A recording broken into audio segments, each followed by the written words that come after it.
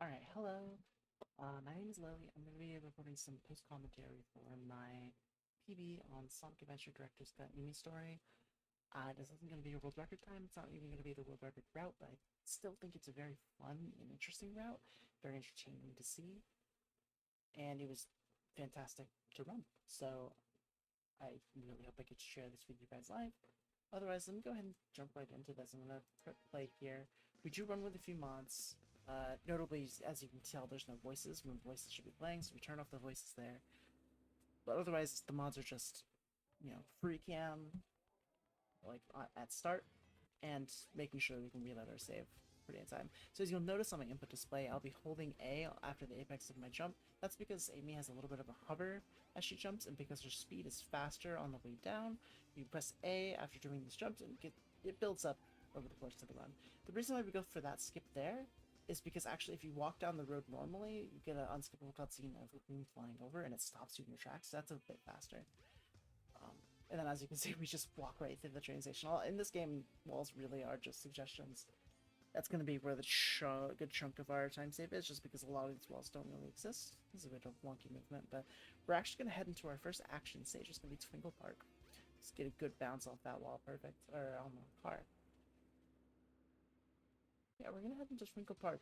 Now, the way these stages work is you're actually running away from Giant Robot named Zero, for those of you who aren't familiar.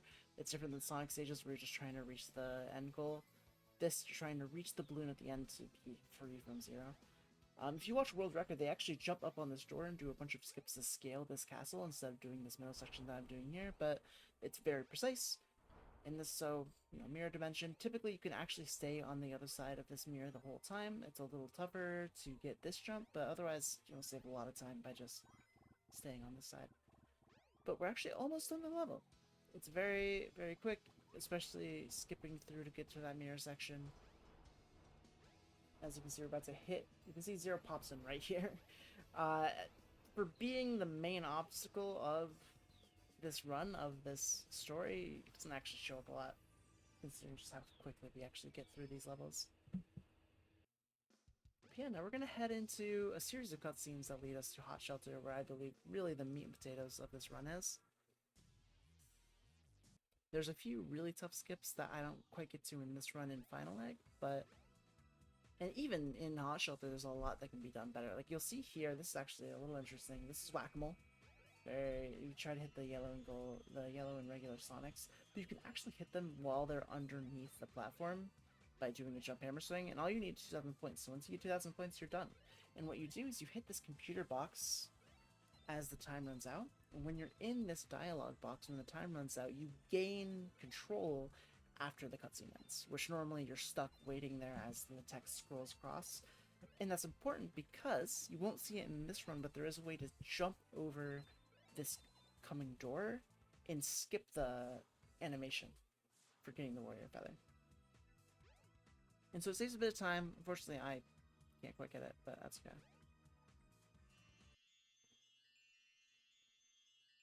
But we're gonna head right into Hot Shelter. This run honestly isn't that long. About 12 minutes total. I think I get a bit on trouble. You can actually jump up this elevator. I don't go for it here because it's a little annoying, but that doesn't mean there's not more fun to be had. Because as you can see, we should jump right through this wall and clip right there. Yeah. It's a bit... I've developed a lineup for it, but honestly, it's not that precise.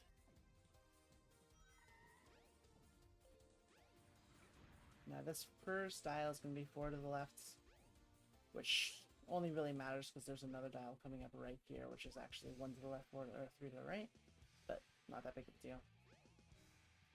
This section is not that intense. There is a funny clip coming up after this, though. But yeah, Amy's story, honestly, I believe it's probably the shortest out of all of the Sonic Adventure stories. Game might be shorter. I'd have to take a quick look at that. But it is incredibly short. We do something funny here, which is go to the bathroom. And by go to the bathroom, I mean go through the bathroom. Because the bathroom door actually just flips us right into this next section, where we now have to do a bunch of hammer jumps to get up these gears and through to the next zone. As you can tell, I mess up a bit of my timing, but that's okay. And we go right through the wall. Now, the fun part about this section is you can actually ride on this railing coming up and do the same thing that past door as you did the other one, but I unfortunately don't quite get it. That's okay. We lose a little bit of time, but not enough time to really be worth tearing your hair out over. Also, now here's another. Okay, don't know why I got that. Here's another fun little skip. A section of this wall just doesn't exist. It's pretty precise, but you really can just walk through. It's not really a matter of jamming yourself up against the corner and hoping for the best. It really is just a section of wall that you can run through. That's just pretty precise. And so I don't quite get it there. But I think I get it on the next one.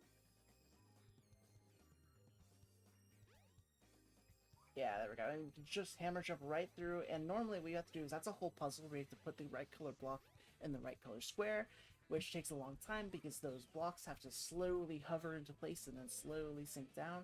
And then you've got a cutscene of Zero rolling up and, you know, trying to kill you by breaking the glass. But we get to skip all that just by going through. Now this technically is a lineup that I made for this jump.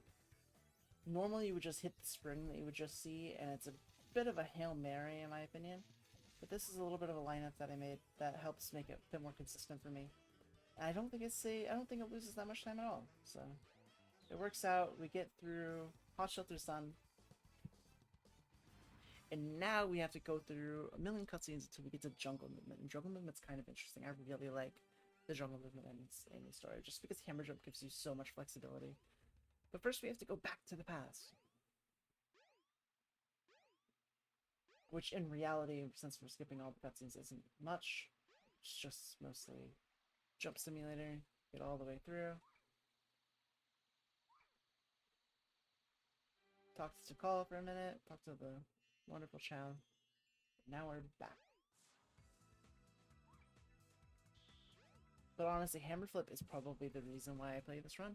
It's just such fun movement to go through, and you really start to see a little bit as we go into the jungle. But here we're entering the jungle. We're in the Mystic Ruins. Trying to enter the jungle so that we can get to Final Egg. Which is going to be our last action stage, actually. Once we get through Final Egg, we exit the jungle, and then we're headed straight to the Zero boss fight. Okay, well. I think here I could feel the PB pace getting to me a little bit, but as you can tell, there's sections where you can fall into, right here, you can fall into these paths with a river, and honestly, it's terrible to fall in there, because it's just so slow. But if we can get here, then we can jump up on these walls, but all the sections in the middles are just one solid ceiling, so you can just walk right on top of it. Yeah, now we're gonna head into Final Egg. Open this gate.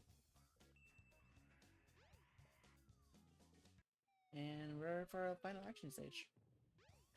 This one has a bit of RNG, which can also be a bit of a run killer. Basically, towards the end, there's a fun section where there's 5 doors in front of you, and the animation to open these doors is very long. And so you have to run up to each of the doors, open them, and then go back and walk through them to see which door is the actual door that takes you to where you need to go. However, there is no indication of what door is correct until you walk through them by like a substantial amount. Because it basically acts as like an invisible door. Once you walk through, if you walk through the right one, it just teleports you to where you need to be. But there is no visual indicator. And so it's just RNG on which one you get. So typically I think what you'll see me do is I'll go for like the first or second door, and then I'll check 2, and then I'll go for the third and fourth door, and then I'll check 2. Here you just hit the button and wait for the spider to come down. But if you're doing that any slower, Zero's actually catches up to you here and tries to chase you around, but it's not that big of a deal. As we crawl up here, you actually see Zero burst up as well here. Again, like you see him every now and again. He shows up, he visits, but he's never a threat. Because he doesn't do anything actually threatening. But here we go, we have our RNG part here. I believe I get second door here by going 3 and 4. Let's see, as you can see, there's an enemy here. But, you know, not the right door. There's an enemy here. But that one's right, because it just teleports you. So there's no way of knowing. It is just RNG. But overall, not too bad. Getting second door is not that bad. And now we're already at the final leg. Now all that's left for us to do is our 0 boss fight. A lot of fun tricks, a lot of fun skips. We get a bit more jungle movement on our way out. We get our fun Snake Eater ladder because it is the longest thing ever and it is impossible to skip as far as I can tell. Doing that trick where you jump up the ladder doesn't really work. You end up really just in the same spot as you were when you jumped.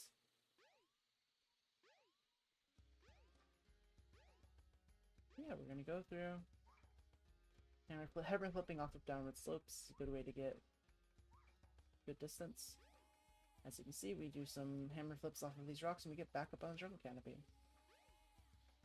You can start to see those walls as you look under the ceiling. You can start to see those walls approach. That's how you know that you're getting up to those sections with the rivers.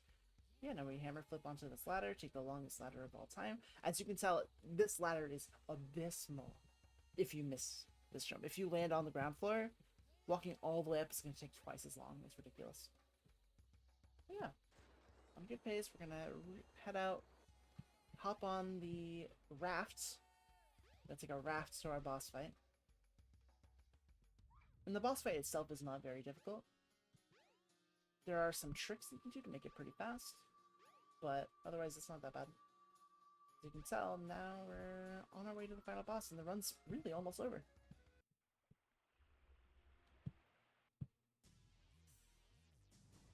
We've seen him. We've seen him in every level, but now's our actual chance to really deal with him. So yeah, we go back to lead him to come back towards us. You can actually hit the weak point. I messed up my timing a little bit. You can actually hit the weak point as he jumps off the fence, very close to the fence, and he'll stop really short right next to the fence, and so he doesn't even actually get his next jump in. He just sort of falls right back into the lasers, and you can get another hit in. And so it gets really fast, but that is really precise and really hard to do. But otherwise, I had a lot of fun with this run. I think it's fun. And I'm excited there's a couple more tricks that I can show after this. Fantastic.